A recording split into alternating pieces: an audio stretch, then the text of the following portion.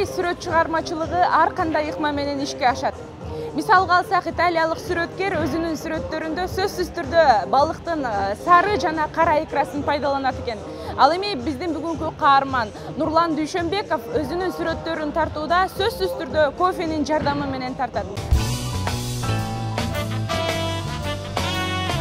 Сиз буга чейин кофе менен сүрөт тартуу мүмкүн экендигин билгенсизби? А балким жок.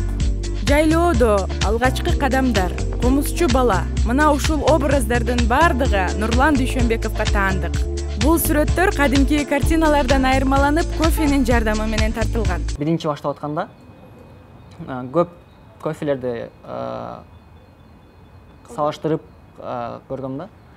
Ушунда көп сүрөт тартып, көп сүрөттөр болбой атып, ошо бара-бара ошо бир кофеге келгем да ошо. Нурлан кофе ичүүчү жайда иштеп жүргөн убакта латак техникасына кызыгып, андан чыккан көбүкчөлөрдү кагазга түшүрүп, сүрөт тартууга болоорун билет. Ошондон тартып кызыгуу күчөп, бир нече образдарды жаратты. Картиналар көз жоосун алып, кофе жыттанып турат. Кофейняда иштеп баштагандан бери кофе ичине кызыгып, ошо аяктан латте арт техникасы бар. Ошо латте арт менен кызыгып, ошо латте арт менен тартып, мындай кофенин үстүнө, пенканын үстүнө тартып.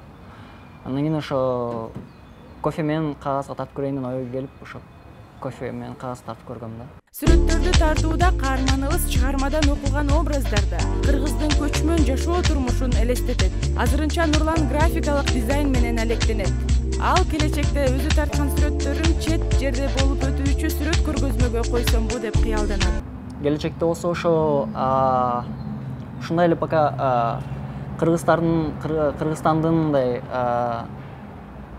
маданияттуу жерлерин же мындай Кыргызстан табияттарын мындай көбүрөөк көрсөтүп, ошо буюрса мындай чет өлкөгө чыгарсамбы деген ойлор бар болчу, бирок дагы мындай айтканда социальный сүрөттөрдөн дагы мындай тартайын деген ойлор бар болчу да. Биз сүрөтчүгө көп жетишкендиктерди каалап, сапарыбызды улайбыз.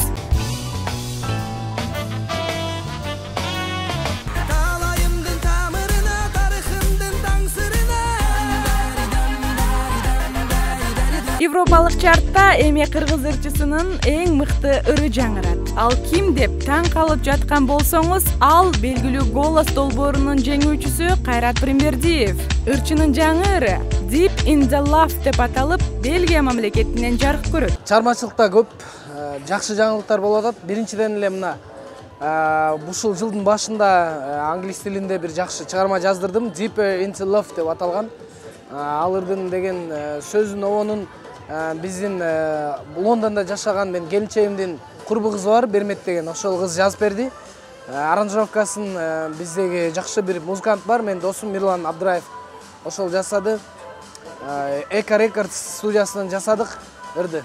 Анан ошол ыр Кудай буйрса майдын аягында Бельгия мамлекетинен жарык көрөйүн деп атат. Кайрат мырзанын аткаруусунда англис тилинде жаңырган бул ыр алгачкы эмес. Ырчы бул клиби башка чыгармаларынан айырмаланып, европалык аренага толук ылайыкташылгандыгын жана ошондой эле угуучулары көп болоорун жашырган жок. Ырчыбызга ийгиликтерди каалайлы. Жакшы болуп кетсе, мен ырым элге жагып кетсе, европалык чарттарда алдыңкы орундарга дагы чыгып кетиши мүмкүн да, ушундай бир жакшы жаңылык. Бул ыр негизи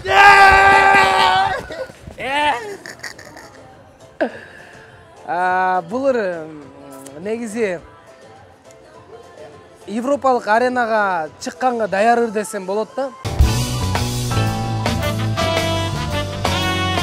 Айпери Кубик кызы турмуш жолуна узады. Мүнөзү ачык айрым кызыбыздын жары бизнес менен алектенет. 1986 жылы төрөлгөн.